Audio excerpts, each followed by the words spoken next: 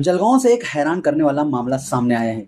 यहाँ हत्या के आरोप में साल 2021 से जिला जेल में बंद आकाश सबकाले का जन्मदिन मनाने के लिए उसके दोस्तों ने आधी रात को जेल की दीवार के पास जमकर पटाखे फोड़े। आपको बता दें कि आरोपी आकाश पर कुल 9 आपराधिक मामले दर्ज हैं। मिली जानकारी के मुताबिक इस आतिशबाजी की वजह से पटाखों की चिंगारी जेल के अंदर चली गई। इससे जेल की कैंटीन में रखे सामान का नुकसान हुआ है।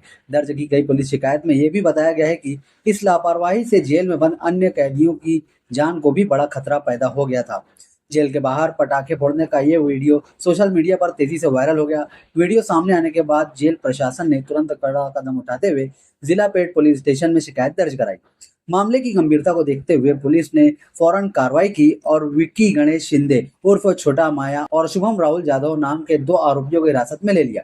इसके बाद पुलिस ने दोनों आरोपियों को शनिपेट इलाके में घुमाकर उनकी धिंड निकाली। पुलिस की इस कार्रवाई का मकसद उन लोगों को सख्त चेतावनी देना है जो कानून को अपने हाथ में लेने की कोशिश करते हैं। सर, जळगाव सब जेलच्या ठिकाणी काही टवाळखोरांनी त्यांच्या मित्राचा जो जेलमध्ये बंद आहे त्याचा वाढदिवस साजरा करण्यासाठी मध्यरात्री फटाके फोडण्याचा प्रकार समोर आला होता। त्यानंतर गुन्हा दाखल झाला आहे आणि 2 आरोपींना आपण अटक केलेली आहे। नेमकं काय प्रकरण आहे? 20 ऑगस्ट रोजी रात्री साधारणतः 12 वाजेच्या वेळेला जळगाव सबजेलच्या परिसरामध्ये म्हणजे बाहेरच्या साईडला काही 5-6 लोक हे फटाके उडवताना दिसत आहेत।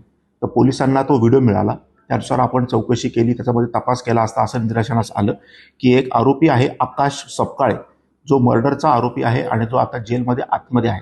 तर त्याचा वाढदिवस होता म्हणून या लोकांनी त्याचा वाढदिवस सेलिब्रेट करण्यासाठी जेलच्या बाहेरच्या भिंतीच्या इथे फटाके फोडले। तर याच्यामध्ये आपण गुन्हा दाखल केलेला आहे। त्याच्यामध्ये विक्की गणेश शिंदे आणि शुभम जाधव याला आपण BNS 336 या कलमान्वये आपण अटक केलेली आहे।